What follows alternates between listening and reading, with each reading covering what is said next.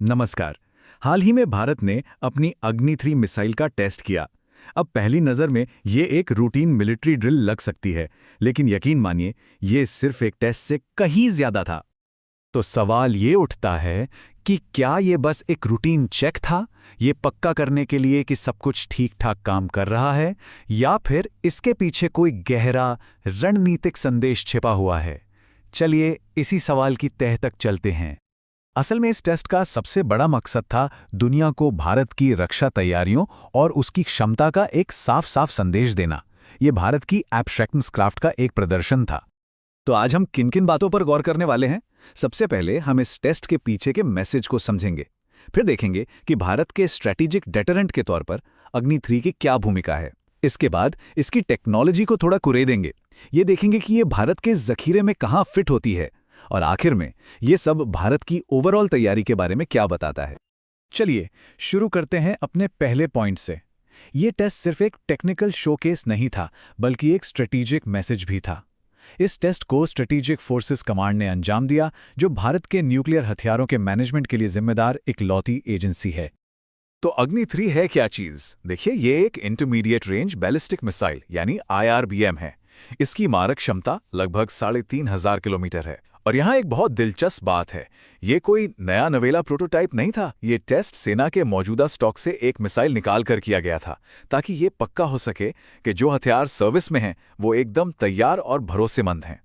तो ये मिसाइल भारत के शस्त्रागार में इतनी स्पेशल क्यों है, खासकर तब जब देश के पास और भी एडवांस्ड मिसाइलें मौजूद हैं? इसका जवाब इसकी यूनिक स्ट्रेटेजिक भूमिका में छिपा है।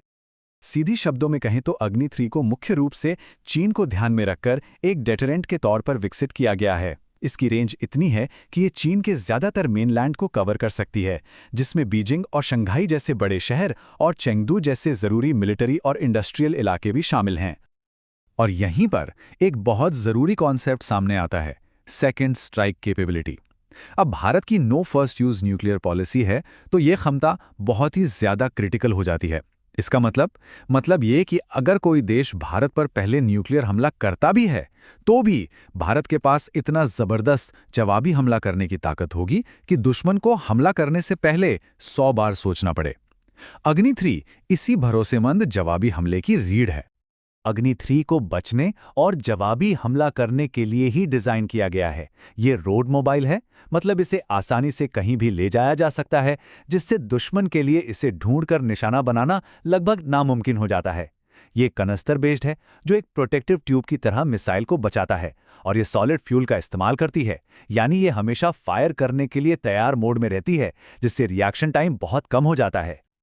अच्छा, अब जरा इसके टेक्निकल पहलुओं पर भी नजर डालते हैं। ये सिर्फ मिसाइल को हवा में उड़ाने की बात नहीं थी, बल्कि ये पक्का करने की बात थी कि सिस्टम का हर छोटा बड़ा पुर्जा परफेक्टली काम करे। इस टेस्ट के कई बड़े मकसद थे।